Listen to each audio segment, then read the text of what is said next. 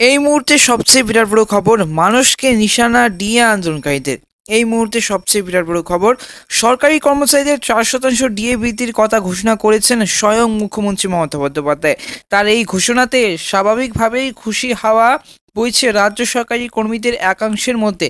কিন্তু রাজ্য শাসক দল সমর্থিত রাজ্য সরকারি কর্মী ফেডারেশন চেয়ারম্যান মানস ভূঁইয়া মুখ্যমন্ত্রী মমতা বন্দ্যোপাধ্যায়কে ধন্যবাদ জানিয়েছেন। কিন্তু রাজ্য সরকারি কর্মচারী পরিষদ, সংগ্রামী যৌথ মঞ্চের মতো সংগঠনগুলি আন্দোলনের হুঙ্কার দিচ্ছে।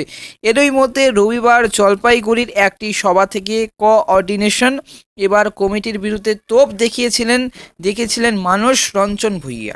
পাশাপাশি ডিএ আন্দোলনকারীদের বিরুদ্ধে সরব হন তিনি।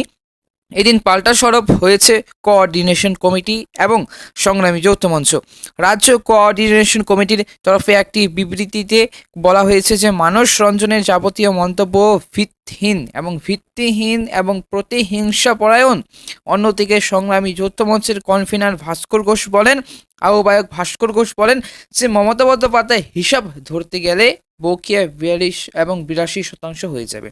এই যে 125%-এর মধ্যে 82% ডিএ, বাকি কিন্তু 19% ডিএ কিন্তু পাবেন তারা।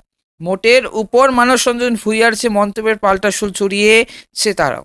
মানস ভূঁইয়া বলেছেন, কেন্দ্রে রাজ্যের বহু টাকা আটকে রেখেছে। ডিএ ঐচ্ছিক বিষয়, বাধ্যতামূলক নয়। এবং তা সত্ত্বেও মমতা বন্দ্যোপাধ্যায় আরও 4% ডিএ বৃদ্ধির কথা ঘোষণা করেছেন।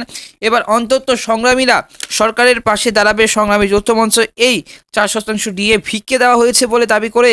এবার উল্লেখযোগ্য, সুপ্রিম কোর্টে আগামী বছর ডিএ মামলার শুনানি হতে পারে বলে প্রাথমিকভাবে জানা যাচ্ছে।